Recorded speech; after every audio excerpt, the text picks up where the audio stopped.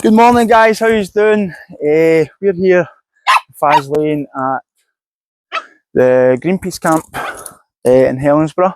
It's been here since 1982, I think. Just further down the road is the naval base where they hold tridents, nuclear weapons, all that sort of stuff. These people have been here, they live here. I think it's abandoned. Not too sure if there's people still staying here, but we've came here, check it out. There's me, the dogs, the Waynes. Let's go.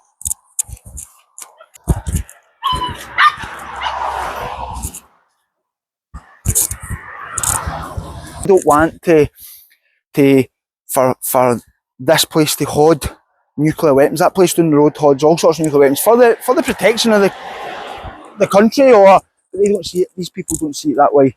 They live differently for us. Let Mum go and see it. They live differently for us, so you need to have an open mind. What's the dog? Yeah, can I have a wee look?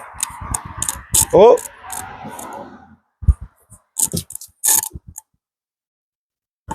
Guys, there's boots, there's shoes, there's old clays here. I'm gonna have a wee look. Look at this. I mean, people actually stayed here. People actually, fucking spider. As you can see, people actually stayed in these conditions. Obviously, it's a bit different for it, a bit overgrown and whatever, but aye, folk actually stayed here. Roughed it. A pair of boots. Fucking day, mate, they're size 9. There's a folk here. You can see. You want to take it up? Morning, how you doing? You don't mind us having a wee look around, do you? Yeah.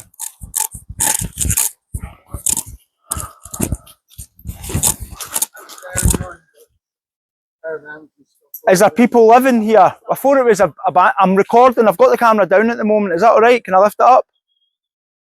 Yeah, sure, by all means. Perfect. Jack, Robbie. This is here is, can I show the kids what it's all about? We've passed it, we've seen it online and stuff like that. So it's been around a long time. In 1982, I think it's been about. I just had a wee check in that bus there. How long have you been here for, Jack? Oh, okay. Are you been alright? Are you camping or do you live here or you live here now? Aye?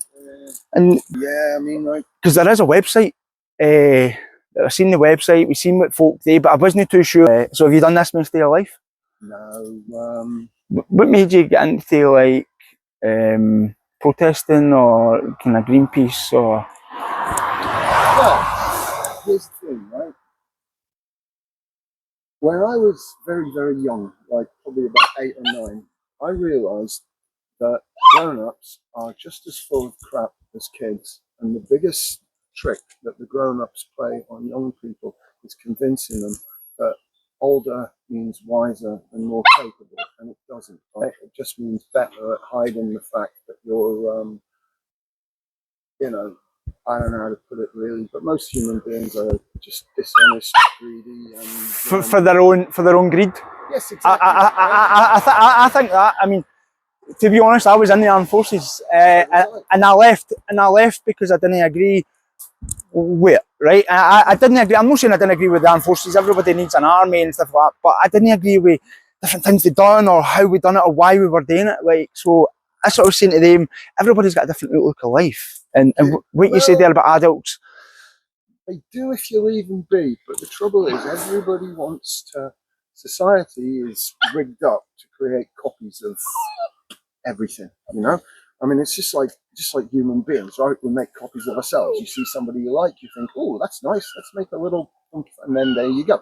And then you spend your life trying to turn, not you personally, but we do. We want validation from the people around us. So we train our kids to be like us, and society trains people to grow up and be like their parents and do like, you know, if your dad was a bloody welder, you're probably going to end up a manual worker for the rest of your life, and bum, bum, bum, bum, bum. Yep. When it's run for the benefit of greedy, selfish people, you end up with shit like this, you know? And as you say, we need an armed force. As long as there's an American left alive in the world, we need an army. But what we don't need are nuclear weapons, because it's stupid. If you imagine if Kaiser Wilhelm had nuclear weapons, right?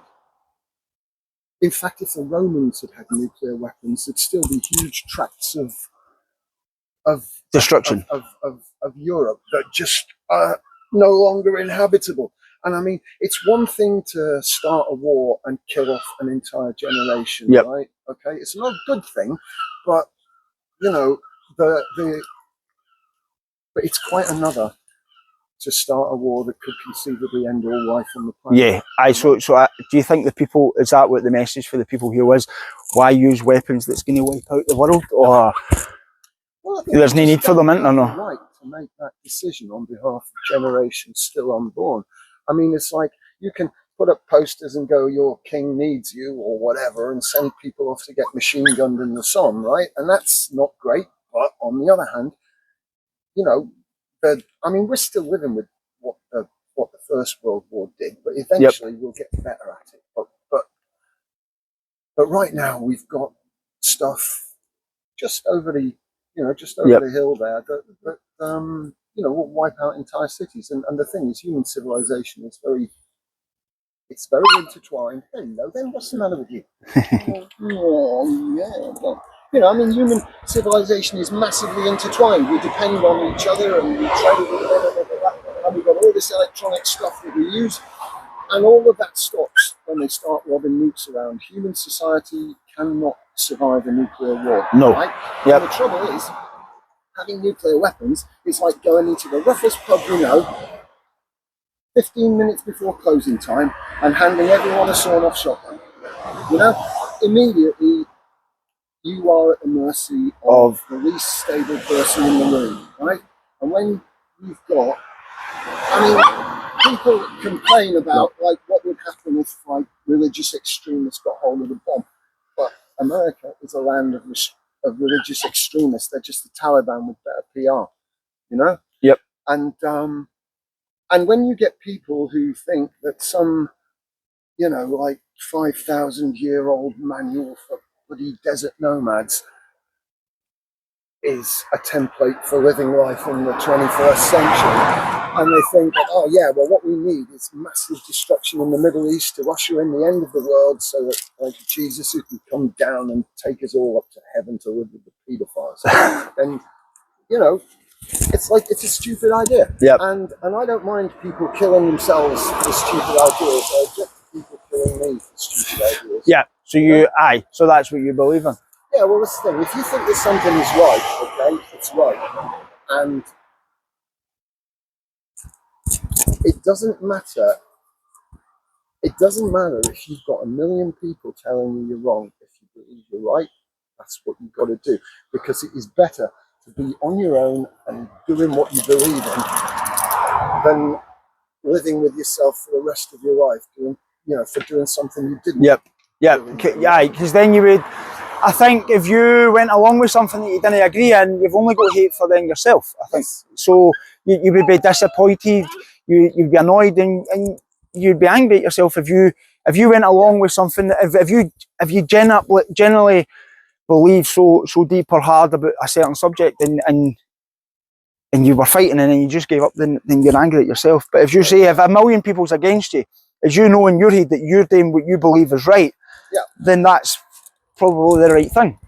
Well, I mean, so at the moment, like, everybody's got choices. I believe everybody's got choices in life, right? And whether 5 years down the line and they say, oh, I made a bad choice, at the time you made the right choice. You were forced to make that choice in your head or your situation, and I think that maybe at the time you were right. Or do you think maybe in years to come you'll give up this? Or do you think you'll decide you'll always be against nuclear weapons, tridents, and stuff like that? Oh yeah, I mean they're not going to get any more honourable just because I'm getting older.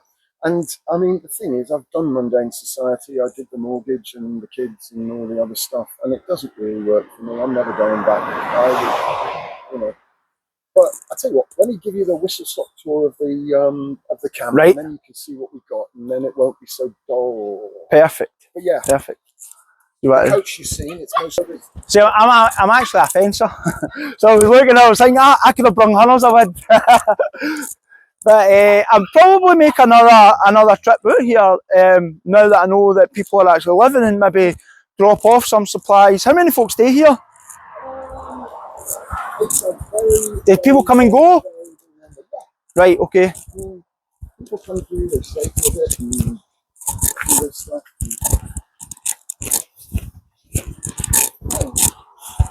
This is a communal building.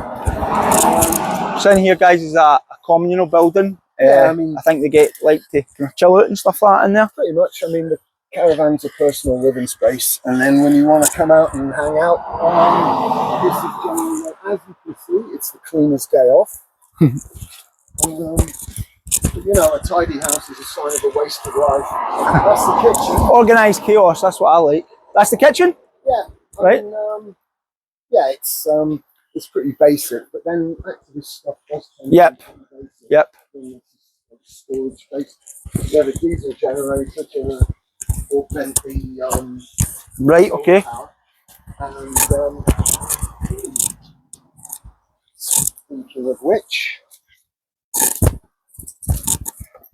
so in here we've got all the generators and it's kind of stuff that we're kind of running it on, the power. We've got all the diesel. Oh, just switching the generator on for us. Aye, so this is what it all runs off of in here, aye? yeah, I mean, it's a bit of a stupid idea, really, because we've got a solar array up there. Yeah. And that's what, about 20 meters? The code guys, 25, and there's a lot of wires. Of cable. So we've probably got about 30 meters. Right. Stuff of wire, and you know what DC's like for dropping voltage. So we've probably got something like 160 volts coming out of the panels. Right. And by the time it gets there, we've lost about half of it. So we really need to move that, because we certainly can't move the panels. Okay. That's a flushing toilet, which you will never see on any other activity. No glory in war. Correct. It's a working toilet. It's hooked up to the mains. Yeah, because a lot of time on camps like this, water is a big thing. You know, yep. You usually have to go knocking on doors, and then in here we've got bathtub. Yeah, I need to get to work on the waste. Right. Because it doesn't drain well. This, believe it or not, is the washing machine. And do you take that's a washing machine? I remember years ago when my mum had a twin tub and used to have a stick. Yeah. Hey, check this out. What is this? Sewing machine? A ringer. Yeah. A ringer close it. This is what we used before spin dryers. My mum had a twin tub with and it's made in Glasgow. It actually turns. Yeah. It still works. It does. I got to say, I haven't used it yet because it was kicking about in there and I needed. Right. But yeah, it's made in Glasgow, and it's Acme, so it's like well, I mean, decent one. Is that a branded? Back in the day, was it? Yeah, I mean, it means Pinnacle, right? But you ever see the Rover stuff? No. Oh well, shit. Well, Wile E. Coyote's always buying stuff from a company called Acme, you know, and he gets a box and it's like one Acme Wildcat, you know. And right. Okay. Anyway, boom. But I didn't realise there was actually a place. Yeah, and then this is the workshop, which is once again incredibly messy. But the trouble is, people put stuff down. Aye, and then other people come. Oh, that's for me. I'll get that there, and then they maybe not come back. And then, yeah, that's the horse. There we go then. Yeah. Woodshed. This is where we store the building wood. We've got space to bring stuff in. This is, believe it or not, disabled access space. Look, it's got a ramp. You can't get into it, but it's the potential's there. The potential's there. If it was only empty, and then yeah. But you see, that's the thing. It's everything's work in progress. As you say, people come and go here all the time, so things will get added, and this is great. Yeah, they mostly get added. That's the thing. I mean, the trick is knowing when to throw stuff away, which activists are typically not great at. Aye, because they're what do you call them? When you keep stuff hoarding, because you never know when you're going to use it. Well, yeah, that's the thing. I mean, it's a problem. You think, right, this is going to be really useful, but I don't know what for. And then, you know, you can't find anything because it's piled up. get them in, get them oiled. Yeah. Nice. And then So this is kind of doing the bottom end. Is this the end of it? Yeah. far in, and then that's in the process of doing. Redone. Yeah, it's got a few leaks. I mean, well, you know what bodywork's like. Yep. And it's been here a while, and stuff just sinks into the mud. Come on then. And then, yeah, there's the burn, and the whole camp is just this strip, really. So see how you've got pipes in there? Is that pressure water for showers or? No, there used to be a lamp pump, and I don't know exactly what that is, but it used to be down there. But then Right. you got like connected to the mains, and it wasn't.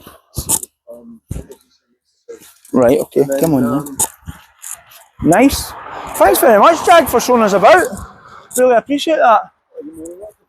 As I say, we were more than being nosy than anything, but we wanted to come in and have a wee tour. We did actually think it was abandoned, but on the way over here it says, I noticed there was a website and everything else, and I think to myself, right, okay, maybe stop back in, because I'm originally from Campbelltown. Do you know where that is? I know the name.